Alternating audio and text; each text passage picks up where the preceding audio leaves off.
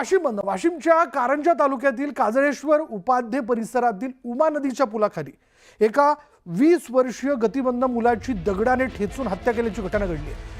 त्या मुलीचा नग्न अवस्थेत मृतदेह आढळल्याने खळबळ उडाली आहे। या घटनेनंतर मृतक मुलीचं शवविच्छेदन करण्यासाठी तिचा मृतदेह कारंजा उपजिल्हा रुग्णालयात आणण्यात आला असून मुलीच्या नातेवाईकांनी मुलीवर अत्याचार करून तिची हत्या केल्याचा संशय व्यक्त करत दोषी असणाऱ्या आरोपींना अटक करण्याची मागणी केली जाते।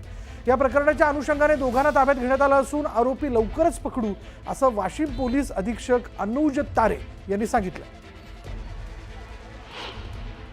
पोलीस स्टेशनच्या हद्दीत काजळेश्वर गावाच्या जवळ 21 ते 22 वर्षाच्या एका मुलीचा मृतदेह आढळला होता।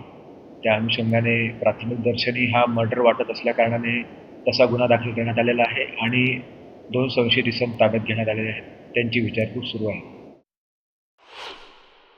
असं काम केले आम्हाला काय नाही पाहिजे, त्याचं पोटपाट होऊ द्या काय होऊ द्या, पण कसं आहे आम्हाला की जे हे म्हणतात आमचे लोक की पोस्टमॉर्टमची बॉडी न्या म्हणते तुम्ही घरी तुमच्या त्या करून द्या कार्यक्रम। आम्ही कार्यक्रम करत नाही, आम्ही बॉडी घेत नाही, जात नाही।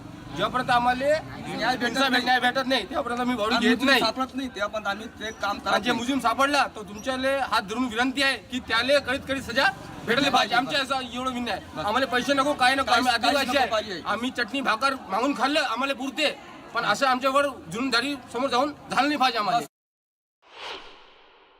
खरोखर असा जर गोरगरिबावर अन्याय होत असेल, जर अशा पद्धतीनं हत्या केली जात असेल किंवा म्हणजे पुन्हा तोंड ठेचून दगड एवढा मोठा दगड तिच्या तोंडावर ठेवला, अशा पद्धतीनं हा जो क्रूर आरोपी आहे त्याला पकडलं गेलं पाहिजे एवढीच यांची इच्छा आहे।